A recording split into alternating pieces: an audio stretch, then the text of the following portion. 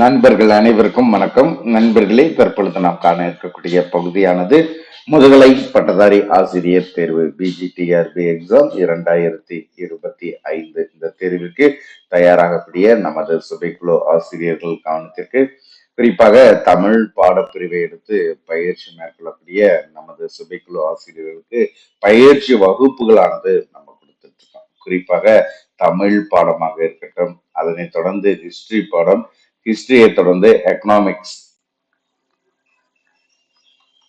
அதனை தொடர்ந்து ஜியாகிரபி, இந்த 4 பாடத்திற்கும் ஸ்டடி மெட்டீரியல் ஆனது கொடுக்கப்பட்டுள்ள 10 யூனிட்டை ஃபுல்லா கவர் பண்ணி நம்முடைய சுபிக்குழுவின் சார்பாக நம்ம நினைச்சிரோம் மெட்டீரியல்ஸ் ப்ரொவைட் பண்றோம்.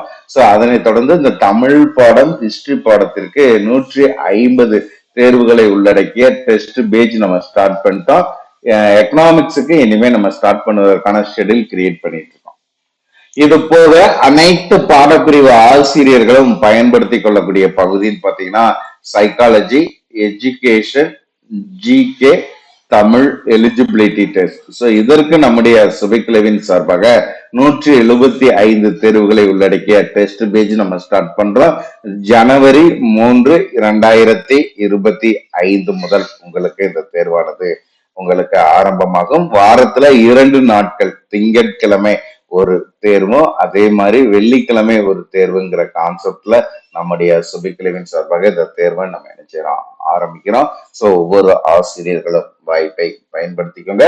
ஸோ இந்த பயிற்சி வகுப்புல இன்றைய தமிழ் பாடத்துல உயர்தனி செம்மொழிங்கிற டாபிக்ல நம்ம இன்றைய பயிற்சி வகுப்பை காண இருக்கிறோம். வடமொழி, லத்தீன், கிரீக் முதலிய மொழிகளைப் போலவே தமிழ் மொழியும் உயர்தனி செம்மொழி தகுதியை அடைந்திருக்கிறது. உயர்தனி செம்மொழி என்று அழைக்கப்படக்கூடியது தமிழ் மொழி. வடமொழி, லத்தீன், கிரீக் இதனை தொடர்ந்து யாமறி சிறிது காட்டுவாம் தூண் வழங்கும் நாட்டின் கண்ணுள்ள பழமொழிக்கு தலைமையும் அவற்றினும் மிக்க மேதகம் உடைய மொழியே உயர்மொழி என்று அழைக்கப்படக்கூடியது. உயர்மொழி என்று அழைக்கப்படக்கூடியது என்ன பாத்தீங்கன்னா, யாமறி சிறிது காட்டுவாம் தூண் வழங்கும் நாட்டின் கண்ணுள்ள பழமொழிக்கு தலைமையும் அவற்றினும் மிக்க மேதகம் உடைய மொழியே உயர்மொழி என்று அழைக்கப்படுகிறது. சோ இந்த விளக்கத்தை காணுகின்ற பொழுது, இந்த விளக்கத்தை ஆராயும் பொழுது, தமிழ், தெலுங்கு முதலியவற்றிற்கு தமிழானது தெலுங்கு முதலியவற்றிற்கு எல்லாம் தலைமையும் அவற்றினும் மிக்க மேதகம் உடைமை ஆனதால் உயர்மொழியே என்று தமிழ் மொழியானது அழைக்கப்படுகிறது. தூண் வழங்கும் நாட்டில் பயிலும் மற்ற மொழிகளில் உதவியின்றி தனித்து இயங்க வல்ல சார்ந்தது தனிமொழினா என்ன சொல்லி பாத்தீங்கன்னா, எந்த ஒரு மொழியின் உதவியின்றி தனித்து இயங்க வல்லக்கூடிய வல்லமை உடைய மொழிதான் தனிமொழி. அவ்வாறு வல்லமை உடைய மொழி எந்த மொழியினுடைய உதவியும் இன்றி தெலுங்கு முதலிய மொழிகளுக்கு தாய்மொழியாக இருக்கக்கூடிய தமிழ் மொழி தனிமொழி என்று அழைக்கப்படுகிறது. தான் பிற மொழிக்கு செய்யும் உதவி மிகுந்தும் அவை தனக்கு செய்யும் உதவி குறைந்து இருப்பதுமே வழக்காக இருக்கக்கூடிய சூழ்நிலை. வழக்கு என்பது பாத்தீங்கன்னா இதுதான், சரிங்களா? தான் பிற மொழிக்கு செய்யும் உதவி மிகுந்தும் அவை தனக்கு செய்யும் உதவி குறைந்தும் இருப்பதே வழக்கு. தமிழ் மொழியானது பிற மொழி உதவியின்றி, அதாவது தெலுங்கு முதலிய மொழிகள் தனித்து இயங்காது மற்றும் தமிழ் மொழி உதவி இல்லாமல் சிறிதும் இன்றி தனித்து இனிமையில் இயங்க வல்லது தமிழ் மொழி.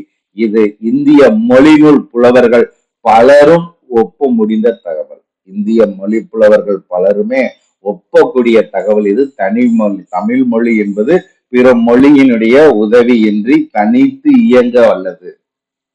ஆனா தெலுங்கு முதலிய மொழிகள் தனித்து இயங்காது. ஆகவே தமிழ் மொழியானது செம்மொழி என்று அழைக்கப்படுகிறது, தனி மொழி என்றும் அழைக்கப்படுகிறது. திருந்திய பண்பும் சீர்த்த நாகரிகமும் பொருந்திய தாய்மொழி புகழ் செம்மொழியாம் என்பது இந்த செம்மொழிக்கான இலக்கணம். செம்மொழிக்கான இலக்கணம் என்ன பாத்தீங்கன்னா, திருந்திய பண்பும் சீர்த்த நாகரிகமும் பொருந்திய தாய்மொழி புகழ் செம்மொழி என்று இலக்கணம் உடையது. இம்மொழி நூல் இலக்கணம் தமிழ் மொழியின் கண் அமைந்திருத்தல், இடப்பட்ட சொன் முடிவுகளும் பொருள் முடிவுகளும் இன்றி சிறந்து விளங்கக்கூடியது. சோ இதை நம்ம ஆராய்கின்ற பட்சத்துல என்ன செய்யறாங்க, தமிழ் மொழியானது இந்த இலக்கணத்திற்கு பொருந்தக்கூடிய வகையில் அமைந்துள்ளது. ஆரியம் போல் உலக வளக்குழிந்து பாருங்க, ஆரியம் போல் உலக வளப்பொழிந்து சிதையா உன் சீரிழமை திறம் வியந்து செயல் மறந்து வாழ்த்துவோமே என்று தமிழ் மொழியை போற்றியவர் பேராசிரியர். ஆரியம் போல் உலக வளப்பொழிந்து சிதையா உன் சீரிழமை திறம் வியந்து செயல் மறந்து வாழ்த்துவோமே என்று தமிழ் மொழியை போற்றியவர் யார்? பேராசிரியர். சோ இது தமிழ் மொழியினுடைய சிறப்பு. உலகில் எண்ணற்ற மொழிகள் தோன்றி வளர்ந்துள்ளன.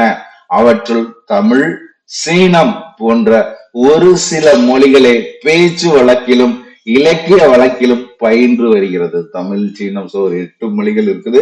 உலகில் எண்ணற்ற மொழிகள் இருந்தாலும் இந்த மொழிகள் மட்டும்தான் பேச்சு வழக்கு, இலக்கிய வழக்கு பயின்று வருகிறது. ஆகவேதான் இந்த மொழிகள் தனிமொழி, செம்மொழி என்று அழைக்கப்படுகிறது. வடமொழி கிரேக்கம், லத்தீன், எபிரேயம் முதலிய வரலாற்று பழமை வாய்ந்த மொழிகள் பேச்சு வழக்கு இழந்து மொழி அளவிலேயே நின்று விடுகிறது. வடமொழியா இருக்கட்டும், கிரேக்கமாக இருக்கட்டும், லத்தீனா இருக்கட்டும், எபிரேயமாக இருக்கட்டும், இந்த வரலாற்று பழமை வாய்ந்த மொழிகளானது பேச்சு வழக்கை இழந்து மொழி அளவிலேயே நின்று விடுகிறது.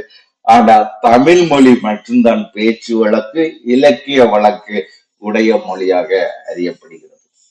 மார்க்ஸ் முல்லர் என்னும் மொழிநூல் அறிஞர் தமிழ் மொழியே மிகவும் பண்பட்ட மொழி, தனக்கே உரிய வளம் வாய்ந்த இலக்கிய செல்வங்களை பெற்றிருக்கும் மொழி என்று பாராட்டியிருக்கிறார். மார்க்ஸ் முல்லர் என்பவர் யார் நம்ம கேட்கலாம். மார்க்ஸ் முல்லர் என்பவர் மொழிநூல் அறிஞர். சோ இவருடைய கூற்று என்ன? மார்க்ஸ் முல்லர் என்ற மொழிநூல் அறிஞருடைய கூற்றானது தமிழே மிகவும் பண்பட்ட மொழி, தனக்கே உரிய வளம் வாய்ந்த இலக்கிய செல்வங்களை பெற்றிருக்கும் மொழி என்று பாராட்டியிருக்கிறார். இனிமையும் நீர்மையும் தமிழென ஆகும் என்று கூறக்கூடியது இது. இனிமையும் நீர்மையும், தமிழுக்கு இன்னொரு பெயர் இனிமை, நீர்மை. சோ இதெல்லாம் நம்ம மொழி நூல்கள்ல படிச்சிருப்போம். அப்ப இனிமையும் நீர்மையும் தமிழென ஆகும் என்று கூறக்கூடியது எதுனா பிங்கள நிகண்டு. தமிழ் எனும் இனிய தீம் சொல் தயல் என்று கூறக்கூடியது. தமிழ் எனும் இனிய தீம் சொல் தயல் மணிமேகலை கூறுகிறது. வடமொழி, எபிரேயம், கிரேக்கம் ஆகிய 3 உலக இலக்கிய மொழிகளிலும் உயர்தனி செம்மொழியான தமிழ் சொற்கள் கலந்திருக்கின்றன என்று கூறியவர் டேவிஸ் என்ற அறிஞர். அப்போ வடமொழியாக இருக்கட்டும், எபிரேகமாக இருக்கட்டும், கிரேக்கமாக இருக்கட்டும், இந்த 3 உலக மொழிகள்ல தமிழ் மொழி தனி. அதாவது இந்த இடத்துல என்ன சொல்றாங்க பாருங்க, வடமொழி, எபிரேயம், கிரேக்கம் ஆகிய 3 உலக இலக்கிய மொழிகளிலும் உயர்தனி செம்மொழி, உயர்தனி செம்மொழியான தமிழ் சொற்கள் இதில் கலந்திருக்கின்றன என்று டேவிஸ் என்ற அறிஞர் கூறுகிறார். தமிழ் மொழியில் வழங்கும் அறத்துறை இலக்கியங்கள் ஒன்று உலகில் வேறு எங்கிலும் இல்லை என்று மேல்நாட்டு அறிஞரான பெஸ்டி, அதே மாதிரி போன்றவர்கள் வியந்து மொழிகின்றனர். தமிழ் மொழியில் இருக்கக்கூடிய அறநூல்கள், அற இலக்கியங்களை போன்று உலகில் வேற எந்த மொழிகளிலும் இல்லை என்று புகழக்கூடியவர்கள் பெஸ்டி, போ.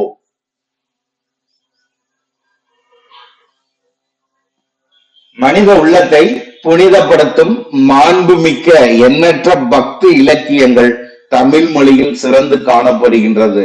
அதே போல் உலகில் வேற எந்த மொழிகளிலும் காணப்படுவது கிடையாது. மனித உள்ளத்தை புனிதப்படுத்தக்கூடிய பக்தி இலக்கியங்கள், எண்ணற்ற பக்தி இலக்கியங்களானது தமிழ் மொழியில் காணப்படுகிறது. இந்த தமிழ் மொழியில் காணப்படுவது போல் உலகில் வேற எந்த மொழிகளிலுமே இந்த பக்தி இலக்கியங்கள் காணப்படுவதில்லை என்று கூறப்படுகிறது. சோ அடுத்து பாருங்க, வணிகத்தின் மொழி ஆங்கிலம். சோ இது ஒரு இம்பார்ட்டன்ஸா இருக்கக்கூடியது. சோ அப்படியே வந்து பாத்தீங்கன்னா நீங்க இதை என்ன செஞ்சுக்கலாம், குறிப்படுத்துக்கோங்க. வணிகத்தின் மொழி ஆங்கிலம் என்றால், தூதின் மொழி பிரெஞ்சு என்றால், வணிகத்தின் மொழி ஆங்கிலம் என்றால், தூதின் மொழி பிரெஞ்சு என்றால், காதலின் மொழி இத்தாலி என்றால், தத்துவத்தின் மொழி ஜெர்மானியம் என்றால், உலகத்திலேயே பக்தியின் மொழி தமிழ் மொழி, உலகத்திலேயே பக்தியின் மொழி தமிழ் மொழி என்று கூறியவர் யார்? தனி நாயகம் அடிகள் அவர்கள், தனி நாயக அடிகள். ஸோ இது ஒரு இம்பார்ட்டன்ஸா இருக்கக்கூடியது. ஸோ அப்படியே குறிப்பிடுத்துக்கோங்க. வணிகத்தின் மொழி ஆங்கிலம், தூதின் மொழி பிரெஞ்சு, காதலின் மொழி இத்தாலி, தத்துவத்தின் மொழி ஜெர்மானியம். அப்படா உலகத்திலேயே பக்தியின் மொழி தமிழ் என்று கூறியவர் தனி நாயக அடிகள். தமிழ் மொழியில் வரக்கூடிய சுட்டு வினா பெயர்களின் அழகான ஒழுங்குமுறை வேற எந்த மொழியிலும் காணப்படுவது. தமிழ் மொழியினுடைய சிறப்புகளை ஒவ்வொன்றா வந்து பாத்தீங்கன்னா இங்க நம்ம என்ன செய்யறோம், எடுத்து சொல்லிட்டு இருக்கோம். சோ அதன் அடிப்படையில் இங்க பாருங்க, நம்ம கொடுத்துருக்கக்கூடிய தகவலை அப்படியே வந்து பாத்தீங்கன்னா நீங்க என்ன செஞ்சுக்கலாம், குறிப்படுத்துக்கோங்க. பாருங்க, தமிழ் மொழியில் வரக்கூடிய சுட்டு பெயர்கள், சரிங்களா, தமிழ் மொழியில் வரக்கூடிய சுட்டு பெயர்கள் வேற தமிழ் மொழியில் வரக்கூடிய சுட்டு வினா பெயர்கள் அழகான ஒழுங்குமுறையானது வேற எதிலும் கிடையாது. சோ அடுத்து பாருங்க, ஏகார ஓகார வினா பொருளில் வருதல் திராவிட மொழிகளை தவிர வேற எந்த உலகிய மொழிகளிலும் இல்லை. அவை வடமொழிக்கு தெரியாதவை என்று வியந்து கூறியவர் கால்டுவெல். ஏகார ஓகார வினா பொருளில் வரக்கூடியது திராவிட மொழிகளை தவிர வேற எந்த மொழிகளிலும் உலக மொழிகளிலும் வருவது இல்லை. அவை வடமொழிக்கு தெரியாதவை என்று வியந்து கூறியவர் யார்னா கால்டுவெல் அவர்கள். அப்ப முதல்ல வந்து பாத்தீங்கன்னா தமிழ் மொழியில் வரக்கூடிய சுட்டு வினா பெயர்கள்ல அழகான ஒழுங்குமுறை எதிலும் கிடையாது. அதே மாதிரி ஏகார ஓகார வினா பொருளில் வருதல் திராவிட மொழிகளை தவிர வேற எந்த உலகிய மொழிகளிலும் கிடையாது என்பது இங்கே சொல்லக்கூடிய தகவல். தமிழில் உயிர் ஒலிகளில் ஏனைய இந்திய மொழிகளை போன்று ஒலி வேறுபாட்டை குறிக்கும் சதுர் வர்க்க எழுத்துக்கள் என்பது குறிப்பிடத்தக்கது. தமிழில் உயிர் ஒலிகள்,